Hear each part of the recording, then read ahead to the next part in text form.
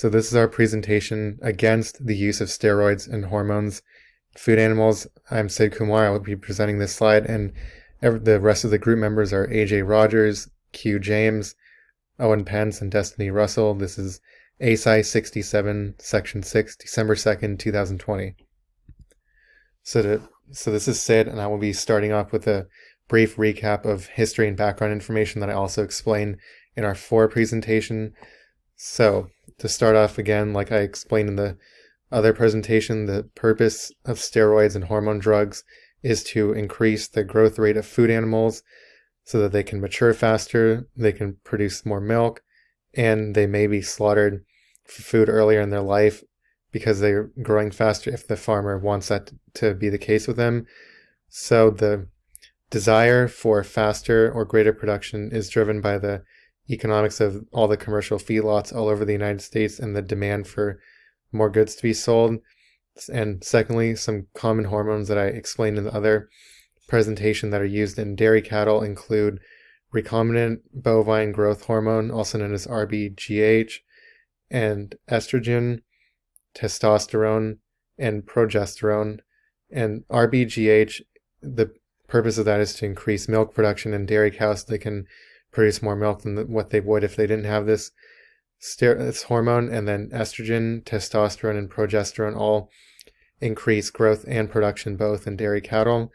In the United States, the Food and Drug Administration, also known as the FDA, has been in charge of approving numerous steroids and hormone drugs for safe use in food animals since the 1950s.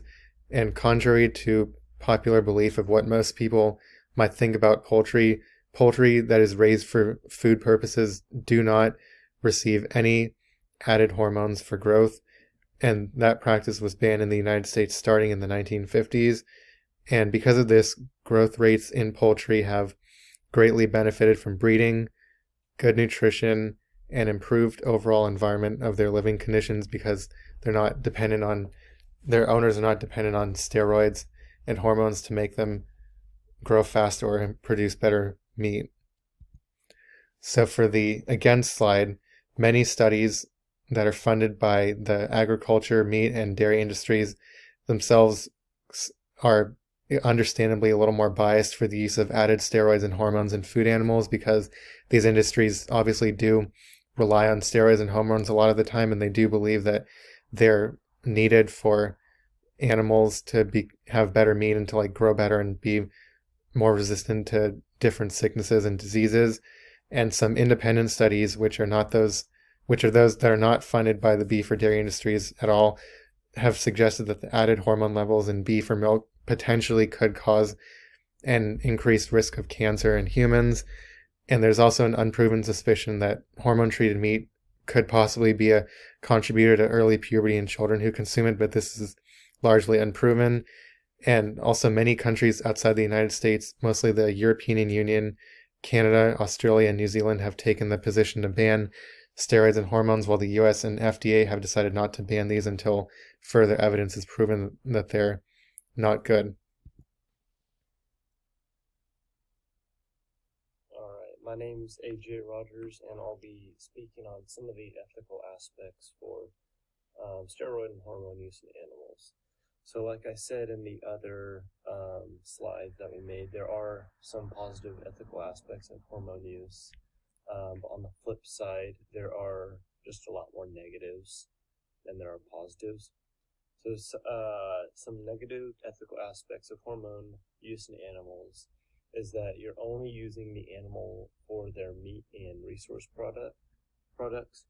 There have been research studies that prove that hormone use in these animals can heavily increase the risk for cancer, which just goes to prove that the owner doesn't really care about the health and well-being of the animal, but rather just what it has to offer, such as the resources, whether that be the dairy or the meat, whatever it has.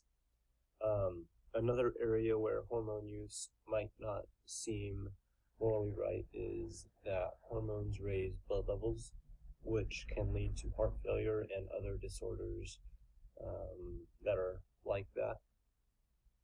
There have been studies where hormones have had adverse reproductive and developmental effects.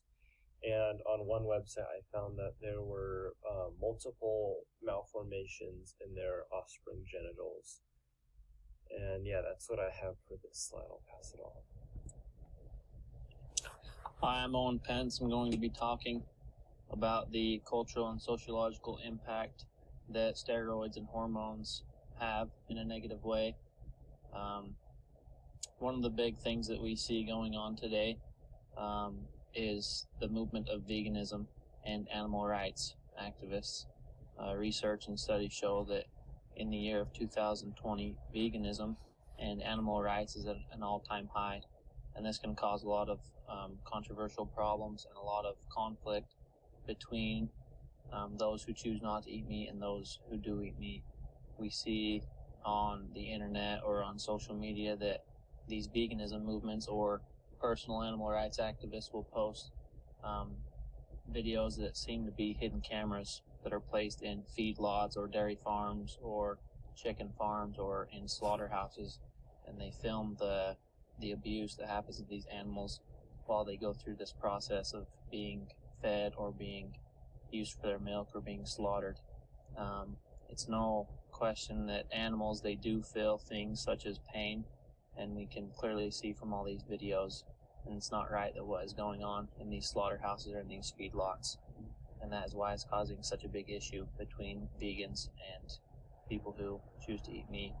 Another thing that we see in a negative impact is the gases that comes from the dairy farms and the beef feedlot units. This is caused when an animal eats silage or any other plant or dietary substance that contains a high amount of protein and still has a little bit of moisture. As this food that they partake sits in their stomach, it is fermented, and when it is passed out through their manure, it creates a gas. And in pictures of feedlots in places such as Texas, we see a clear cloud of gas that is placed above these feedlots. It causes a certain smell in any holding facility, whether it be dairy, beef, poultry, or pork. There's going to be a certain smell that comes from these operations. Those people that live near it are affected. Another thing that this can affect the culture and sociological side of things is the land. If we take all the animals and we place them into small holding facilities and feed them nothing but hay and grain and corn, there are no animals out there that can eat the grass. And as the grass grows green and it gets dry in the summer, it increases the possibilities of there being wildfires. This year we've already seen many thousands and thousands of acres burned due to wildfires and the smoke that is settling on the earth. Another thing that it affects negatively is the life of the American farmer and the American rancher. In any operation dealing with cattle or chickens or pork, it's something that needs to be operated in patience. And if these animals are being held in holding facilities and are being put on a time frame to be a certain weight or a certain size so they can be slaughtered, it rushes the farmer and the cowboy, and so their operations are rushed. And that is all the information that I have on the cultural and sociological impact. My name is Destiny Russell, and I'll be talking about the current events related to this topic. The Thai Health Promotion Foundation recently completed a study into puberty among Thai youth. The study found that Thai children were entering puberty at a progressively earlier age than before. 8,000 children were studied, and they found that menstruation among female subjects began as early as age 7, and the average year was age 11. A study in the United States also revealed a big bump in the number of girls going through puberty between the ages of 7 and 8. In this study of 1,200 7-year-old girls, they found that 10% of Caucasians had started puberty as compared to the 5% in a study published back in 1997. They also found that 23% 3% of African American girls had started puberty, as compared to 15% back in the 1997 study. Dr. Stanley Kornman, an endocrinologist at the University of California, Los Angeles, explained that this is happening because environmental exposure to estrogens in plastics, chemicals, and food has been going up, and that estrogen could stimulate breast development and early onset puberty. The declining age and puberty is linked to hormones in meat and dairy has some experts concerned because of the possible links to breast cancer. So continuing on the current events related to this topic, the COVID-19 outbreak has caused increasing sales of organic milk in India because people are trying to be as health conscious as possible, and they are now more worried about the use of antibiotics and growth hormones in their milk because it isn't natural. Currently, the U.S. is trying to finalize their beef trade with China, but China has not taken the final step to lift its zero tolerance for growth hormones. The U.S. can only sell beef to China if their cattle were not fed the growth hormone ractopamine. Alright, it's AJ Rogers again, and I'll just be giving some more additional information. So for hormone use in animals, hormones can cause pancreatic cell tumors where growth 130. should be taking place. 130. 119. 119. Hormones heavily increase the risk factor of breast cancer and other types of aggressive cancers. Hormones can make an animal so sick that it will just die, or it'll just pretty much want to die because it will just feel so ill. Some other negative effects this can have include abnormal blood hormone levels, masculinization of females, altered sex ratios, intersexuality, reduced fertility, and much more. And the body creates natural hormones, but a lot of people will disagree when it comes to whether or not man-made hormones can be beneficial. And this is just because since the body creates natural estrogen and testosterone, people think that if you're putting man-made, some of that man-made chemicals into the body, it's just not natural and it's not healthy for the body. And that's all I have.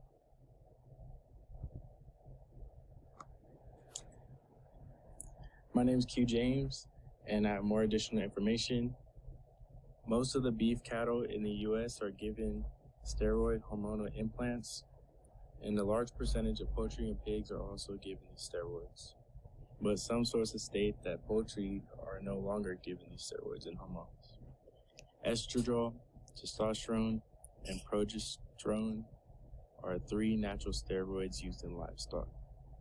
The estrogen compound zeranol, the androgen tropoline actate, and progestin melangestrol actate are 3 synthetic hormones used in livestock. Consuming these extra hormones disturbs the balance in your body, and these hormones in this food are also causing kids to hit puberty at an earlier age. Okay, so this is Sid again for our informed opinion slide. So to recap the strongest arguments against the use of steroids and hormones in food animals, we have included the potential increased risk of cancer for humans, earlier onset of age of puberty in humans who have consumed any kind of food products that have some sort of added hormones, as well as the animal quality of life. Obviously, these are all like understandable risks for like hormones because, well, one, cancer, like we obviously don't want to be getting cancer from food because that would not end well for us. And then also the earlier onset of age of puberty that like could have some bad effects, because if you reach puberty at like an age where you're not supposed to be like looking a certain way, then that could also have like a bad effect on your body, can make you like look weird or whatever, and might affect you in a bad way. And also animal quality of life is obviously important.